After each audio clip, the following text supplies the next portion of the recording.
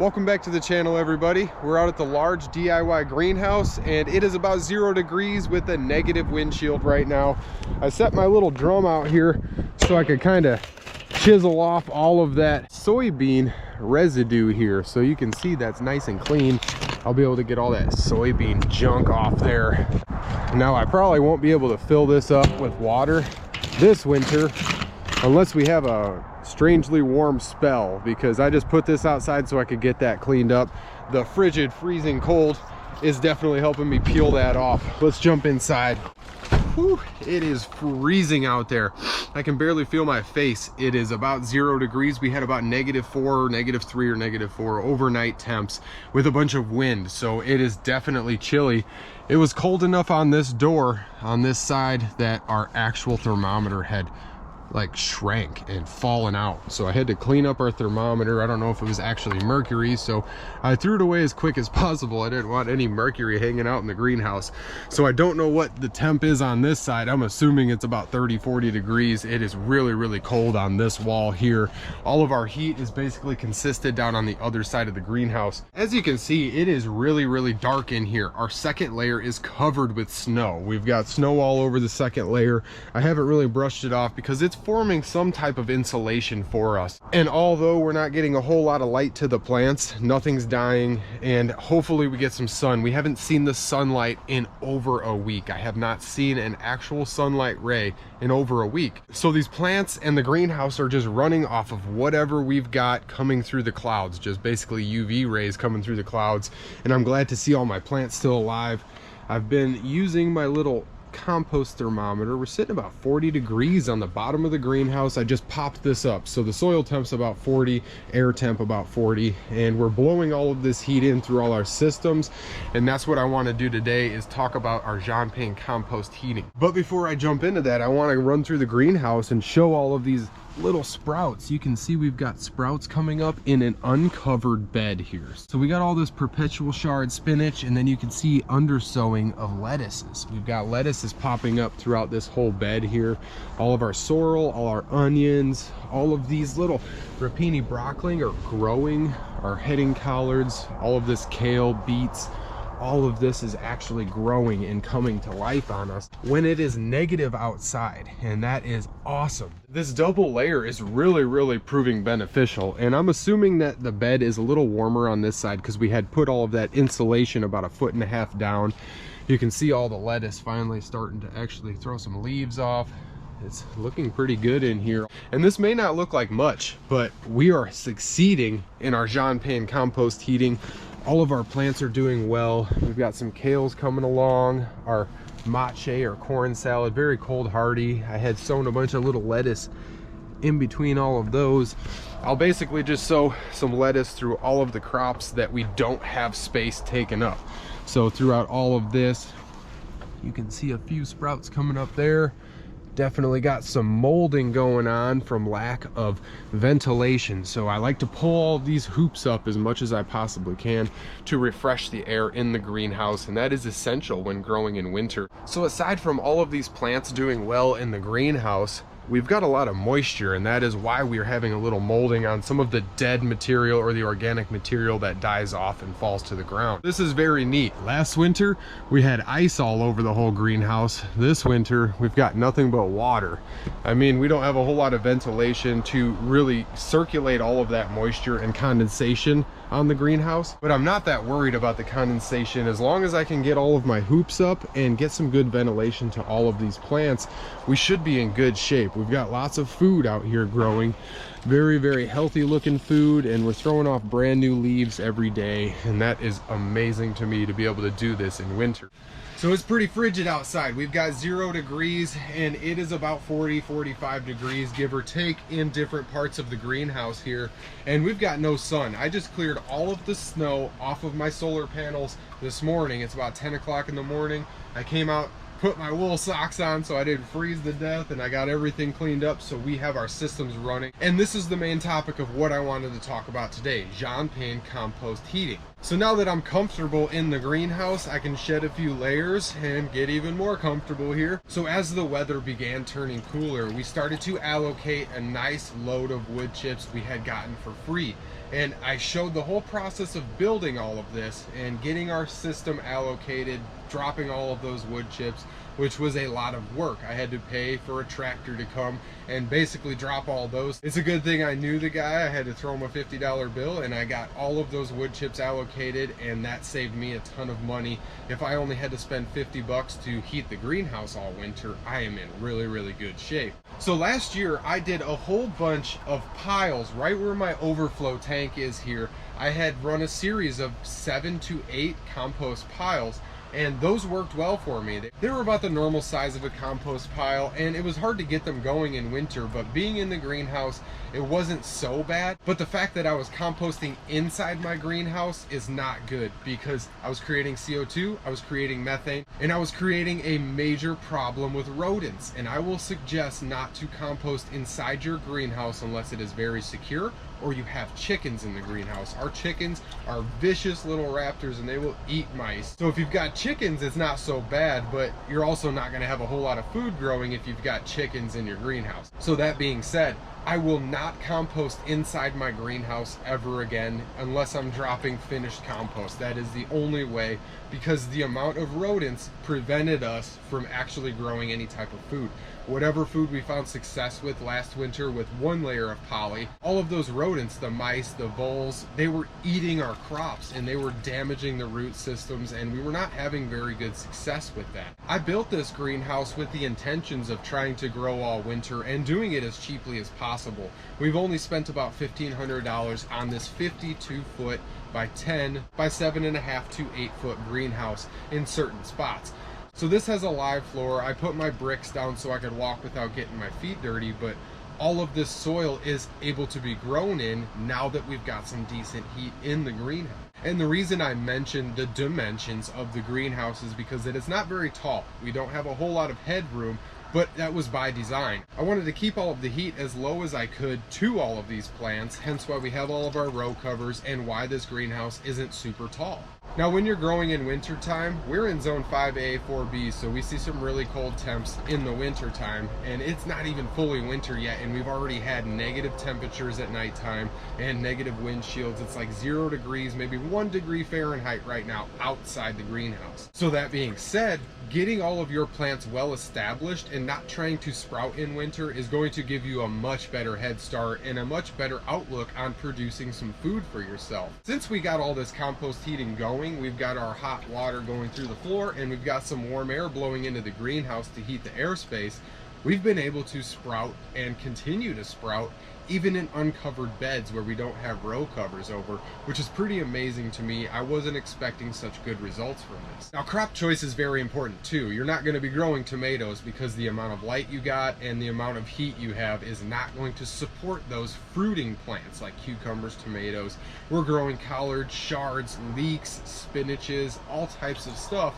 We've even got some dill over there, which is a little tolerant of cold, but it's still very much alive. And that goes to show how well this system is actually working for us. Now, jumping over to the actual heating system, our compost heating system, we're able to reuse all of the materials, all of our copper, our fans, our tubing, all of our PEX.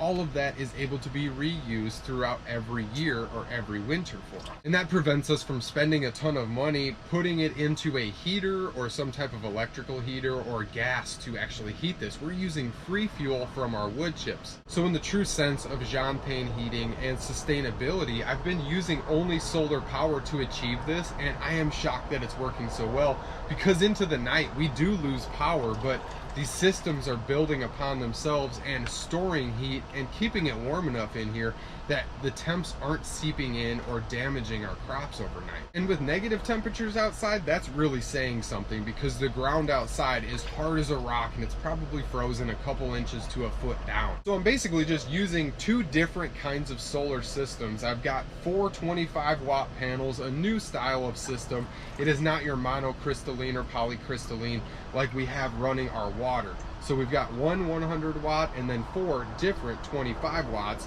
running our fans, and running our water pump. With the initial investment of those systems, we did spend some money to get our solar power and get it hooked up. But in the long run, we are using all of that free energy from the sun, and we're pumping water and air on a completely cloudy day. And we really weren't pushing a whole lot till I cleared all the snow off of our solar panels. But now that they've got a clear shot at the clouds, we are getting some activity, and we're using just a simple little DC solar pump and simple little waterproof DC fan. That being said, there's two ways that you can transfer your heat from your compost to your greenhouse, home, chicken coop, garage, whatever you want to heat throughout the winter. Now, if running water lines and dealing with the solar power and trying to heat the water through your compost doesn't sound like your thing, you can always just run a fan. You can just plug a fan in if you've got an outlet in the greenhouse, and you can just push all of that air right through, and you can heat the airspace pretty easily. Now, that being said, I wanted to use both ways to transfer through water and through air to pull as much heat into the greenhouse and just waft all of that hot air in and store that heat in the floor and in a large thermal tank like this 120-gallon tank of water here. Now, I'd like to give a full list of supplies we use to achieve this system and to be able to heat our greenhouse for basically free. Now, keep in mind, a lot of these parts are interchangeable. You don't have to use a solar DC fan. You can just plug it in. You don't have to use a DC water pump. You could very easily plug a fish tank or aquaponics pump in, hook up your lines, and do the same thing I'm doing without any solar power at all. But then again, you're paying for the electricity to circulate that water. First off, you need a power source. You've got to either have some solar power, you have some energy running in, or you've got outlets in the greenhouse for free access to on-grid power. Now, the first thing I want to cover is your water pump. So you're going to use some type of DC pump, or like I said, an aquaponics pump. You're going to be looking to push about 1 to 1.5 gallons per minute, depending on your pile size. If you go back and look at our 6x12 cattle panel greenhouse videos, we got like 300,000 views on that one single video from last winter or the winter before, and that was a very, very minimal system. We were pushing about 0.5 gallon per minute or so through about 3 cubic yards of compost that we kept adding to throughout the winter to keep it going. So if you don't exceed 1 to 1.5 gallons per minute, you're not going to overflow your system and drain the heat too fast. You're going to be able to achieve heating of your water. So the next item you're going to need is some type of water transferring system. So you're going to have to be able to move that water through either copper, tubing. We used a rubber garden hose that we found off our Facebook marketplace 4 or 5 years ago in our little compost pile in our little greenhouse to passively heat that up and transfer the water through it. Just free recycled parts. So there's a lot of interchangeable parts, and you can pretty well set this up anyway. In a large greenhouse, we've got our copper transferring to PEX tubing, and the PEX tubing is nice and durable, and the whole bottom of our PEX tubing through the whole greenhouse is transferring decent amount of heat, about 70 degrees to the floor of our greenhouse. Another item we use is a timer. Even in our small little greenhouse, our 6x12, we've got a little system where we have a timer, and it stores the energy, runs it for 15 minutes of every hour. So we can circulate water 24 hours a day. Even on a cloudy day, it stores enough energy to be able to run that system. Now, with our large systems, I didn't have enough battery power, and I don't have an inverter. So this is just simple solar. We're just running straight 12-volt DC power and running it till the systems drain, and then the next day it picks back up. Now, the easiest thing is your actual tubing itself. Like this tubing right here. I'm physically warming my hands up on that. This tubing is running through our compost pile. This is warm air. It feels good. So this runs through our compost. We've only got one loop of this drain tile because I had this as a recycled material. We had a little bit left over from running our geothermals. I couldn't really find any metal tubing for free or cheap yet, so I ended up using my drain tile, and it seems to work pretty well. It would probably make a decent difference if I had metal tubing, flex tubing running through this pile instead of my drain tile, because plastic obviously doesn't transfer as much heat as metal.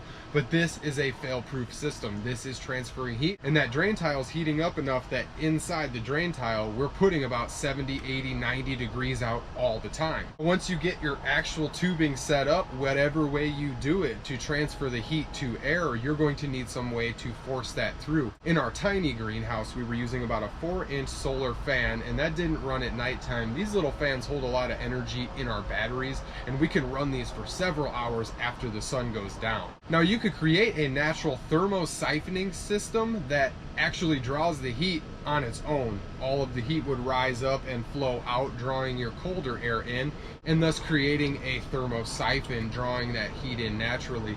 But we wanted to force this through because I'm blowing warm air in and forcefully filling this greenhouse up. It is warm in here, and it's quite nice to be able to come out here when we don't have any sun and the winter is super depressing. So I'm able to come out and just check on all my plants, grab some food, check on the systems, make sure there's no pests, bugs, mice, or anything attacking our food. And we've had pretty good luck this year. Since we don't have compost in the greenhouse, we don't have any type of pests at all. I've set up a couple mouse traps and haven't not caught any, and I haven't really seen any activity either. So you could thermosiphon and just use a passive draw, or you can put some type of fan, and then again you can use solar, or you can just plug a small fan right into the wall, and you're going to get a lot better heating in the greenhouse or whatever you're heating if you actually have a fan forcing that air through, because the natural thermosiphon effect would not fill this greenhouse up very quick. Now if you're using water, you want to have some type of overflow tank or thermal mass setup, unless you have a closed system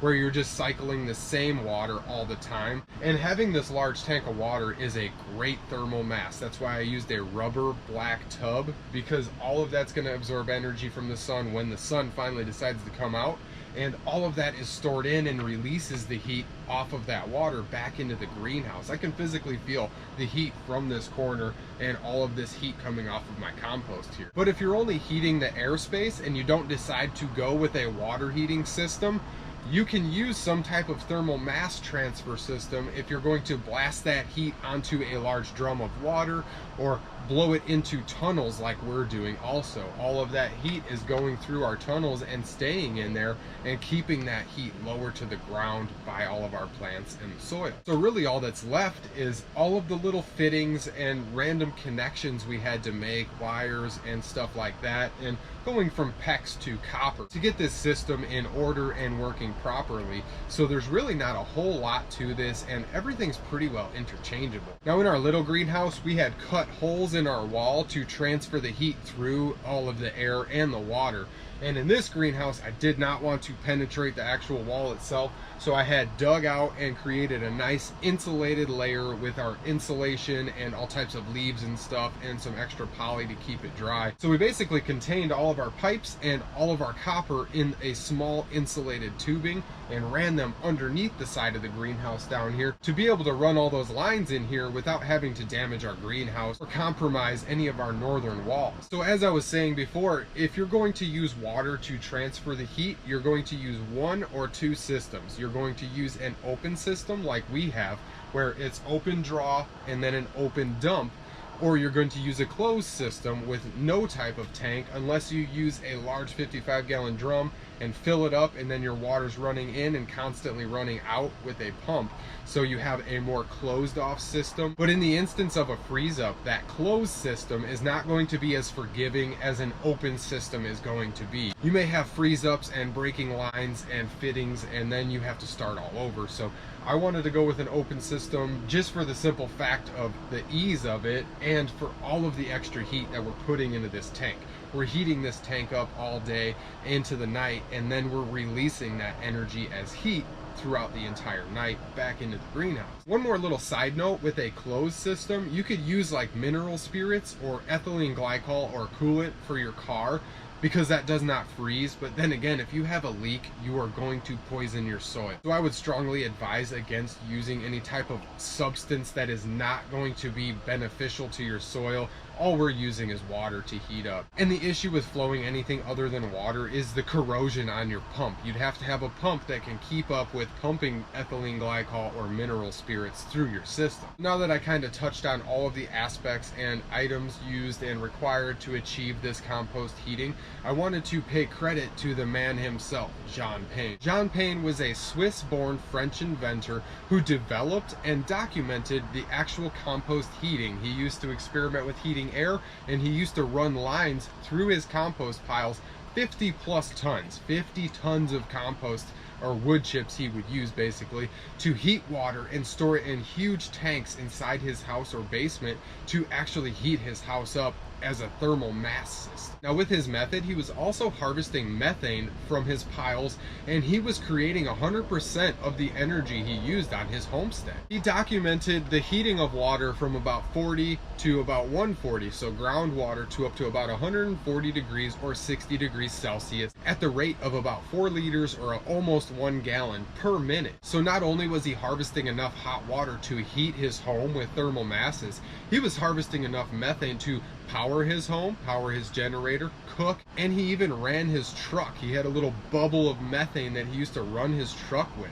Now I'm basically just piggybacking off John Payne's compost heating by using solar power and trying to be as self-sufficient as I possibly can in the true sense of self-sustainability. So in our little John Payne heating video that we got 300-some thousand views on, there was so many comments saying, hey, you're missing this aspect of it. And I was like, yeah, I really am. So I'm gonna try and harvest my own methane. And thus I set up my own methane capture system, and I'm trying to pull the little bit of methane that's going to be created from this pile and use it as fuel to burn and possibly heat up thermal masses inside this greenhouse. So now that I've covered all aspects of this idea and John Payne's systems and our system itself, I just kind of want to walk through and point out everything and kind of describe it all and show it all working. So my greenhouse is kind of a mess and I've got stuff everywhere, so I apologize for that, but I always am working and trying to better this system. I've got all of this leftover stuff just sitting in my aquaponics tank from the summertime, so that's just basically storage. That has nothing to do with our systems.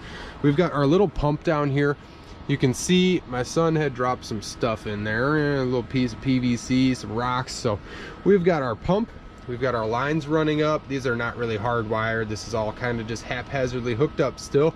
So we've got our power coming in. You can see that our little solar panel is not producing a whole lot of energy, but it's enough to surge this and heat this up decently. That has about 70-80 degrees it feels like on there. Not too bad because it's just kind of pulsing right now. But you can see with our fan, it is constantly running, constantly blowing warm air out. I gotta set this back up down here. We've got our pump pumping the water in to our actual pile itself, and then we've got our water coming back out. We had a nice little pole outside where we coiled all our copper up so the water's flowing back in, and then it's flowing all the way back down.